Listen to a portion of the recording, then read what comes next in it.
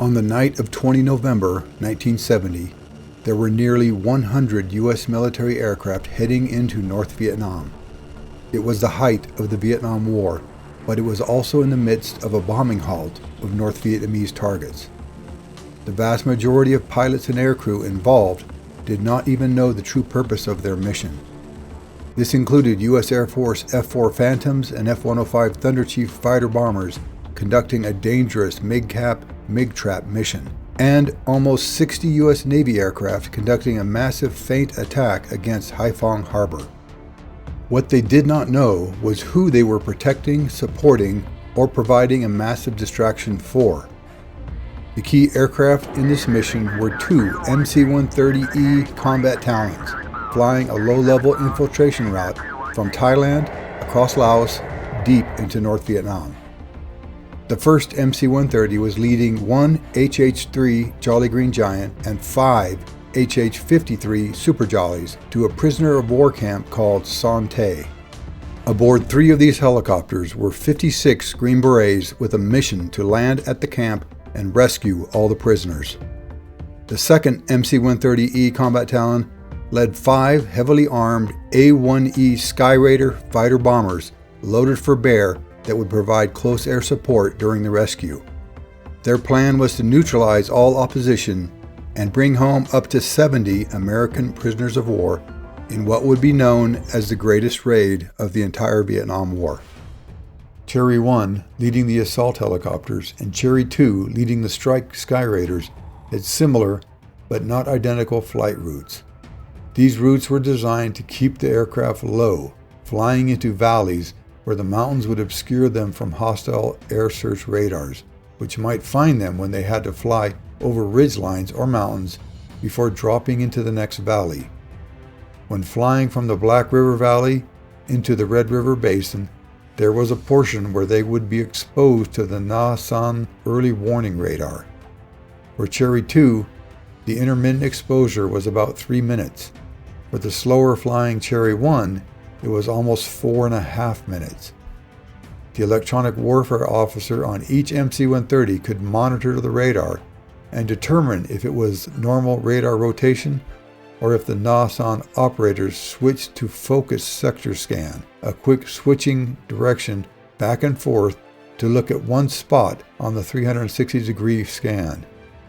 For the Cherry flights, Na San did not pick them up, and this was likely due to the massive Navy strike force heading for Haiphong. The Navy feint was working exactly as planned. EC-121 Frog 1 had an engine failure and caged that engine. They were immediately replaced by Frog 2, and Frog 1 made an emergency landing at Da Nang. The crew, once airborne, had been briefed on the mission and all wanted to continue just on 3 engines, but the commander made the right call as the mission required a fully functional college eye. At 0045, the 5 Wild Weasel F-105 Thunder Chiefs, call signs Firebird 1 through 5, took off from Korat Royal Thai Air Force Base, followed by the first wave of F-4 Phantoms, call signs Falcon 1 through 5, at 0118. These crews did not know about the raid, only that they were protecting a very important operation west of Hanoi. Some figured it out beforehand and kept their mouths shut. Others heard radio transmissions from the ground force while they were dodging SAMs. The rest learned when they returned to base. The U.S. Navy launched 13 tankers for this mission. The Ka-3B Sky Warrior aircraft was the largest aircraft that had ever launched and recovered from a carrier, but these all launched from Da Nang, as they could carry more fuel if they could do a normal takeoff vice a catapult launch. These included the EKA-3B ECM tanker that could not only carry extra fuel to top off Navy aircraft, but carried an electronic countermeasures suite. The EKA-3B's primary mission was electronic warfare, with a secondary mission of refueling any Navy aircraft that needed it. The first aircraft launched from the Navy carriers were the E-1B Tracer airborne early warning aircraft from the U.S. Oriskany and the USS Ranger. The first was assigned a position due east of Haiphong Harbor to direct all the other Navy aircraft. The second was to orbit near the USS Wainwright, providing coverage to Force Cap F-8 Crusaders defending the carriers. Then came A-7 Corsairs, F-8J Crusaders, and A-6 Intruders.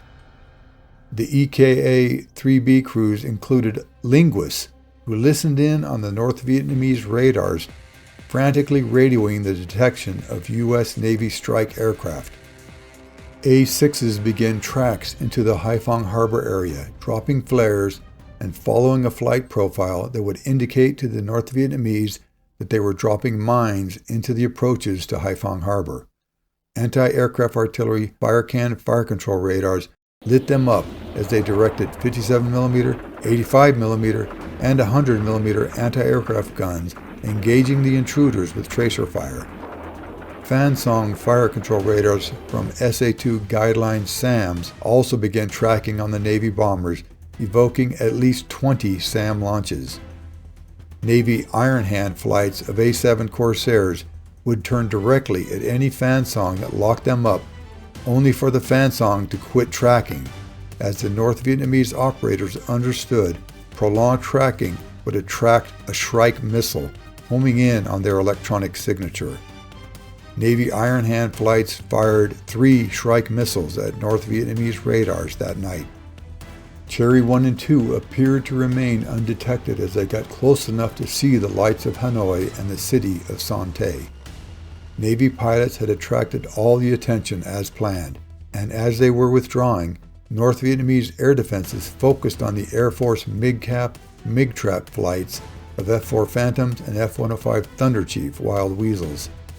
The number of SAMs launched at the Navy indicated that the North Vietnamese would not likely launch any MiGs, though voice intercepts caught North Vietnamese MiG-21 pilots begging to be launched in response to the Navy's raid. Flight controllers did not give permission, and no MiG pilot would dare launch without ground control authorization. Cherry 1 and 2's electronic warfare officers detected only routine radar scans from North Vietnamese early warning radars. The radar force remained undetected for now. Up ahead, the IP was in sight at the edge of a small man-made lake. Crossing the IP accurately was essential to updating their navigation, giving them an accurate final vector to the objective. Here's our lake, here's our IP. Soon after Cherry 1 crossed the IP, they hit the assault formation breakpoint at 500 feet, 3.5 miles from Son Tay. They broke radio silence for the first time to give all the helicopters a final heading to the camp. 916072, hack. Cherry 1 then accelerated to 130 knots and climbed to 1,500 feet.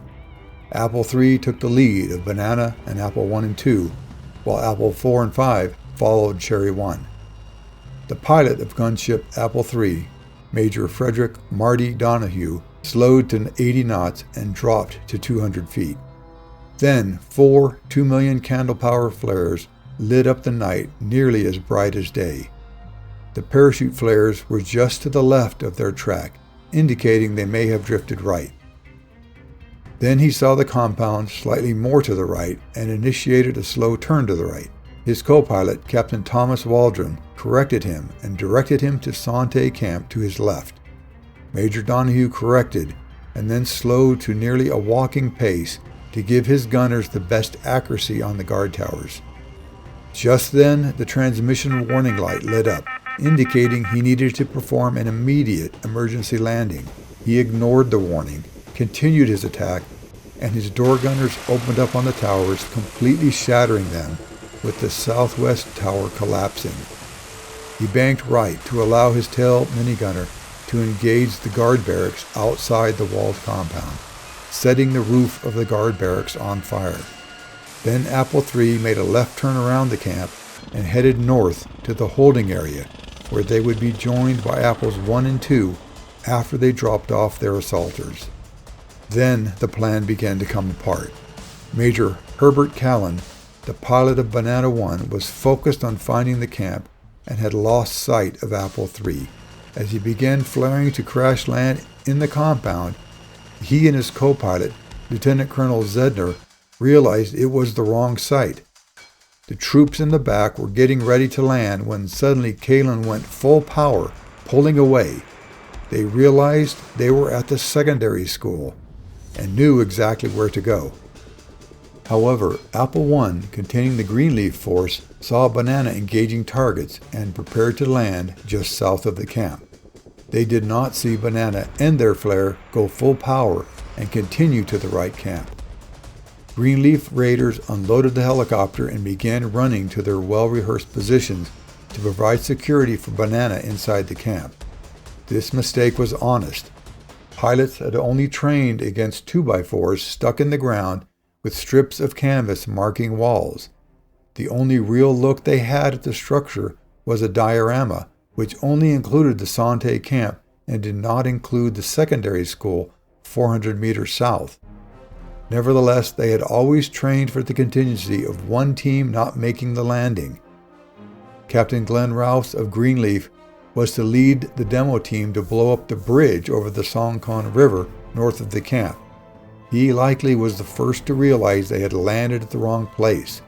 Captain Udo Walther was the commander of Greenleaf, and once out of the helicopter, he found himself looking at a 2-story building with startled occupants looking out of the windows back at them. There was no 2-story building at the Sante camp. Greenleaf team members all began to realize they were at the wrong place, but they first had to focus on the problem in front of them. Enemy soldiers who appeared physically larger than the typical Vietnamese were exiting the building. Most were running for cover, trying to find safety. Greenleaf immediately began engaging all of these unexpected soldiers, throwing concussion grenades in every window. Meanwhile, Apple II, carrying Redwine, realized the error and aborted its landing and flew directly over Apple I, continuing to their designated landing site next to the Sante camp. Bull Simons quickly realized what had happened, and while Rouse and the rest of Greenleaf engaged the defenders of the secondary school, he called for Apple I to return and pick them up. Meanwhile, SFC Vladimir Jakovenko, the M60 gunner on Greenleaf, expended around 300 rounds of full tracer at the secondary school. As they were on the south side of the footbridge, Captain Nelson, one of the forward air guides, called Peach 1 and 2 to drop bombs on the footbridge. That had always been the plan, but now that Greenleaf was south of that footbridge, it became more important. Peach 1 and 2 each dropped a white phosphorus bomb on the footbridge to deny its use to the enemy. Apple I returned within 9 minutes of dropping Greenleaf off. Captain Walther and Jakovenko, the M60 gunner, were the last to board. The fighting had been hot and heavy, with some of the enemy soldiers getting so close that even Bull Simons shot one with his .45. But the truth was that the Green Berets were deadly at night, and Simons and Walther estimated they killed between 100 and 200 soldiers at the secondary school with no losses. Blue Boys landing inside the prison courtyard was more violent than expected. This was one part of the mission that was not practiced ahead of time for obvious reasons. The trees in the courtyard were higher than expected, and the rotor blades striking them and losing lift caused Banana to hit the ground much harder. Blue Boy assaulters were tossed around, with one who was engaging the guard towers from a door thrown completely out of the aircraft. Without missing a beat, Captain Meadows and the Blue Boy assault team were off the ramp and running to their objectives, while broken branches and debris were falling all around them. The only injury was to an Air Force technical sergeant, Leroy Wright, Banana's flight engineer, whose ankle was smashed by a fire extinguisher that broke loose from its mount. The crew of Banana One's job after landing was to help escort POWs to the rescue helicopters. Captain Meadows began immediately broadcasting through a bullhorn. "We are Americans. This is a rescue. Keep your heads down. We are here to get you out. We will soon enter your cells. We are Americans." Except there seemed to be no replies to his message. Blue Boy assaulters flushed out North Vietnamese guards and eliminated them. Master Sergeant Billy Moore and Sergeant First Class Anthony Dodge cleared the southwest guard tower, the latrines, and prepared to blow an exit hole in the west wall, just north of the shattered guard tower. Other Blue Boy teams were clearing the two buildings expected to hold POWs, except every door was open, every cell was empty. Most of the Blue Boy team, so focused on their immediate objective, completely missed that the mission was on Plan Green, meaning Greenleaf had not landed in the right place, and Redwine was covering all of Greenleaf's objectives. Captain Daniel Turner commanded the Redwine team in Apple II. He had 20 men in 6 elements, and the ground force commander, Lieutenant Colonel Sidnor. Apple II correctly identified they had almost landed at the wrong compound, and instead increased power to follow Banana 1 to the camp. Lieutenant Colonel John Allison, the pilot of Apple II, immediately informed all his passengers that they were implementing Plan Green. Apple II landed south of the camp, and Redwine troops exited the helicopter to head to their objectives, engaging enemy troops that were responding to Banana 1's controlled crash into the camp. One of the primary missions of the Greenleaf team was to blow the bridge over the Songkhon River north of the camp. As Greenleaf was out of position, Redwine was covering both Greenleaf's and Redwine's security positions. Sidnor's call sign was Wild Root, and he called over the radio to Axel, Bull Simon's call sign, and learned that Greenleaf had not crashed but was in a firefight at the secondary school. Sidnor then called in Peach 1 and 2 to attack the bridge with the Rockeyes and strafe it if they detected any movement from the north.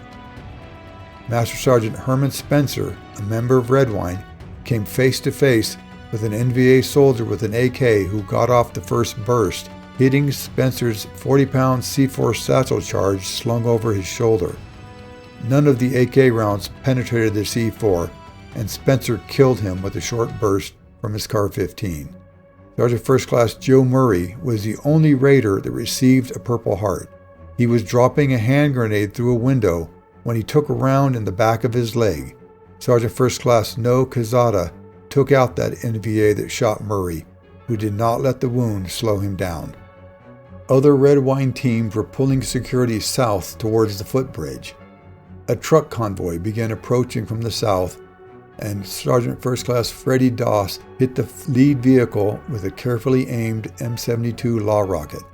One Redwine team, the Pathfinders, were preparing to blow some poles south of the camp that would be hazards for Apple 4 and 5 when they arrived for the prisoners.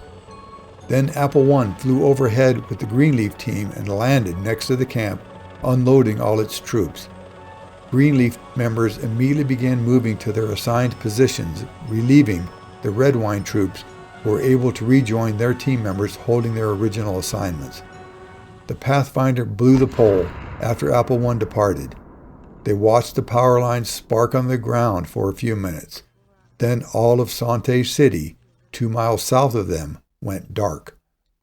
Then came the call over the radio that none of them expected. Greenleaf is wired. This is Blue Boy. Negative items. All buildings have been searched. Negative items. Negative items. Understand negative items. Roger out. Stand by to withdraw normally. Negative items was the code phrase for no POWs. The shock went all the way to Monkey Mountain, where General Manor was monitoring the entire operation. For many of the raiders, it was a kick in the gut, but they did their jobs and began preparing for an orderly withdrawal. Apple 1 landed and picked up 26 Blue Boy and Redwine raiders and the crew from Banana 1. Apple 2 arrived 1 minute later and picked up the rest of the men. Sidnor's last call over the radio was Free Swing, a call specifically for the Sky Raiders, which meant all ground forces were off the target and the Sky Raiders were free to detect and engage any targets on the ground. And remember that transmission trip warning that Apple III had? Well, the pilot, Major Donahue, knew that his helicopter was brand new with less than 75 hours. He had previously had new helicopters in his squadron, and many had had this same transmission error, and he knew from experience that it was just minor metal shavings in the transmission because it was brand new, and he was sure this was the issue. So instead of abandoning his helicopter, which he could have done, and had his crew board one of the other Apples, he continued with his helicopter and brought it safely home. Right when the entire force began lifting off, they observed numerous loud SAM launches streaking into the sky. It was Peach 1 that called Apple 3 to tell them to lift off. It was a pararescue man in Apple 3 that witnessed the time delay charge set by Captain Meadows destroy the wrecked HH-3 in the courtyard of the prison camp. Some of the departing aircraft saw SAMs hit 2 of the F-105 Thunder Chief Wild Weasels high above them. Both aircraft were still flyable and began to egress the area. One was Firebird 3, flown by Lieutenant Colonel William Starkey and Major Everett Fansler. Though damaged by shrapnel from the SA-2, they were confident of their ability to return to Udon, Thailand. Then Firebird 3's replacement, Firebird 5, with Major Don Kilgus and Captain Ted Lowry, was hit in its external fuel tank, and the fire was visible for miles for a few seconds. Kilgus transmitted they were okay, and he turned to engage the SAM site that hit him, and then realized he was rapidly losing fuel. So he broke off his attack to link up with the nearest KC-135 tanker over Laos. Both damaged Firebirds were departing for home. Firebird 3 with a rough engine, and Firebird 5 badly leaking fuel. Then there was the call, "MiG, MiG, break, break," that caused all the departing Super Jollies and Sky Raiders to drop down to treetop level. The call had come from an HH-53 gunner. Only a later after-action review revealed it was likely either an F-105 or a Sky Raider dumping its ordnance on egress. The ride home for all the Air Force and Army personnel was the worst. It was not the danger of the mission, for that was dissipating every second they got further from Hanoi and closer to Thailand. It was the tremendous disappointment of failing to bring home a single POW. Some of the Green Berets on Redwine and Greenleaf did not know they had recovered no POWs until they landed in Thailand. They had assumed the POWs were on Apple 4 and 5. Firebird 3 was in contact with Udon Tower. Firebird 5 had its tanker in sight when their F-105 flamed out. They glided as long as they could and then ejected. The KC-135 saw them eject and reported their positions in the western part of the Plain of Jars in Laos. Cherry 2 was alerted for a possible Fulton recovery. Apples 4 and 5 broke out of formation and moved toward the downed pilots for pickup. Though 4 and 5 were low on fuel, they located Kilgus and Lowry about a mile apart. Then they left to refuel with the Lime 2 tanker. Standby A-1E Rescue Sandys from Nakhon Phanom arrived to cover the first light pickup. Lieutenant Colonel Royal Brown in Apple 4 picked up Lowry, and Major Kenneth Murphy in Apple 5 picked up Kilgus. Most of the raid aircraft landed at Udon. There were banners up to welcome the POWs home. 2 medical evacuation C-141s from the Philippines were there to transport the prisoners home. The Air Force flight crews and Army Green Berets were not in the mood to explain to anyone why they were so shattered. Every man should have been happy to be back on friendly ground after such a mission. Not a single man was. Some men were morose, others were furious. All were crushed. For these men who had worked so hard for this mission, it was the biggest disappointment of their lives.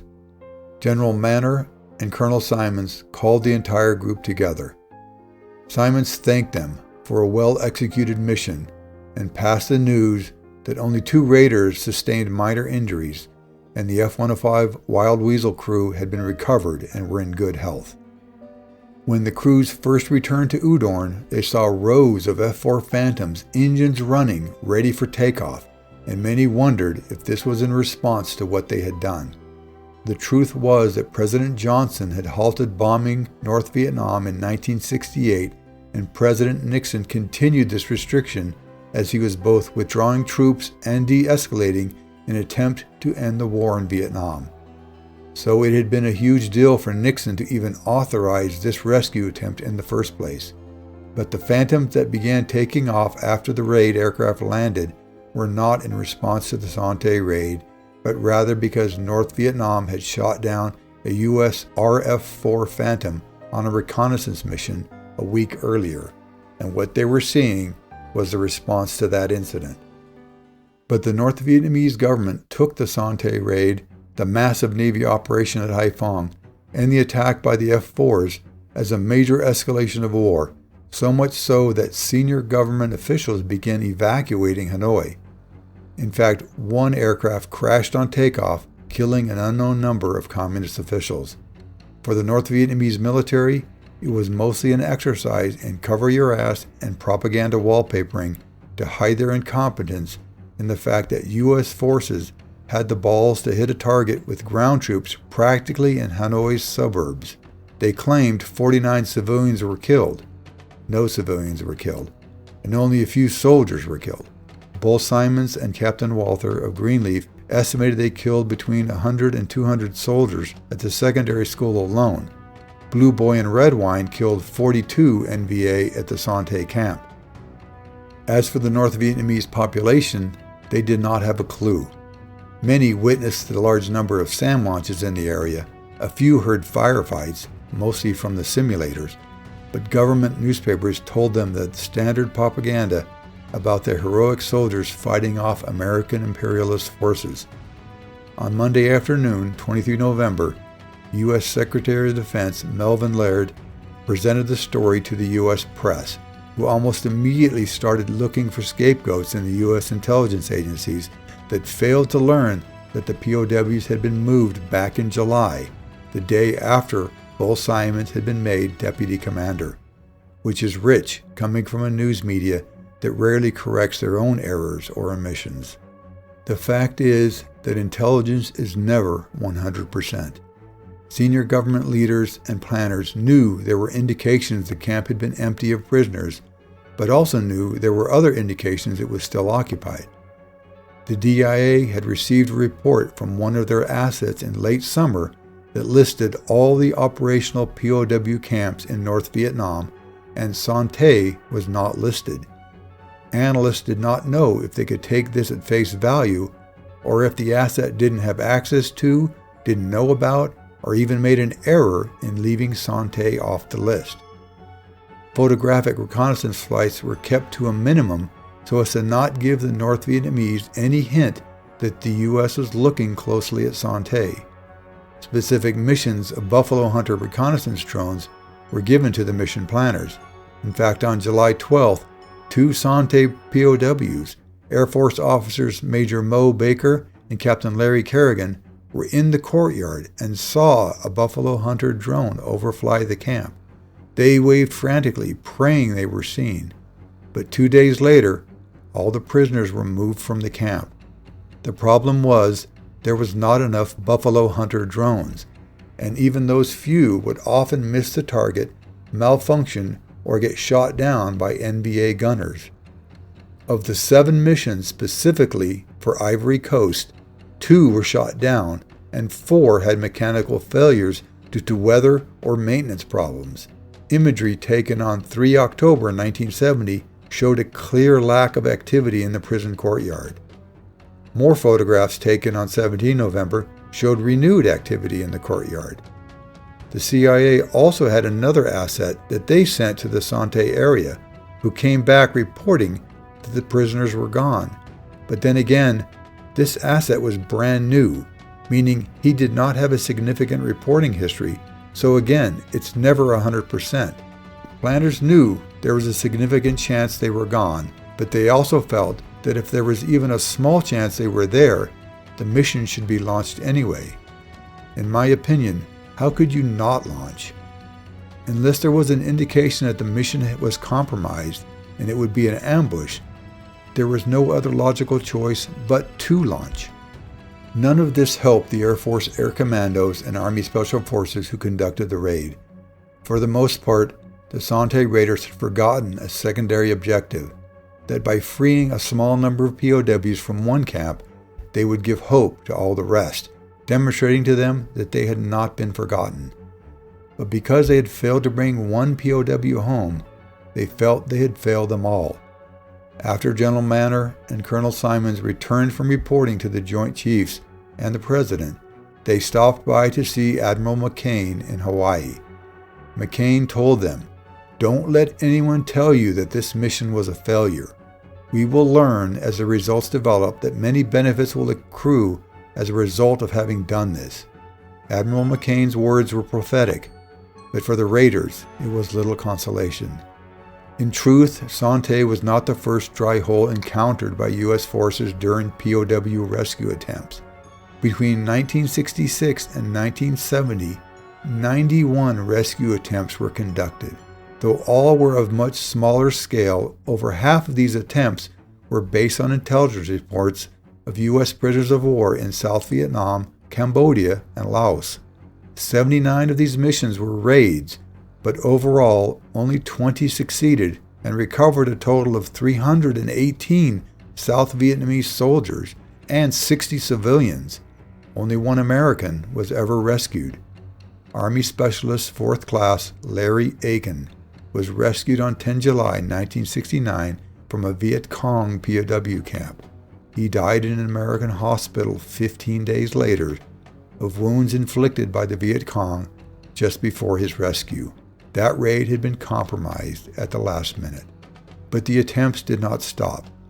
By 1973, a total of 119 missions would be attempted.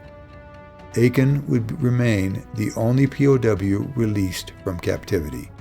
The truth was that the raid shook the North Vietnamese to their core.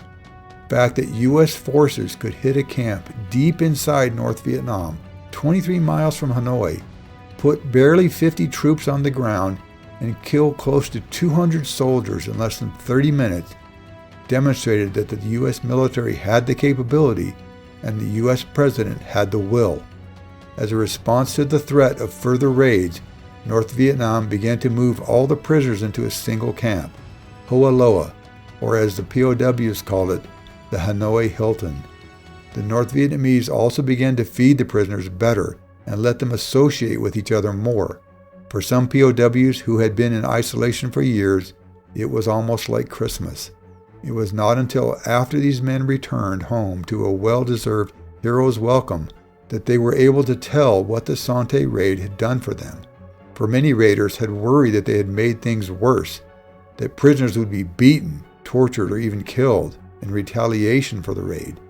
In fact, the prisoners, almost to a man, related that the Sante raid was the biggest morale boost they received their entire captivity, right next to Nixon resuming the bombing of Hanoi.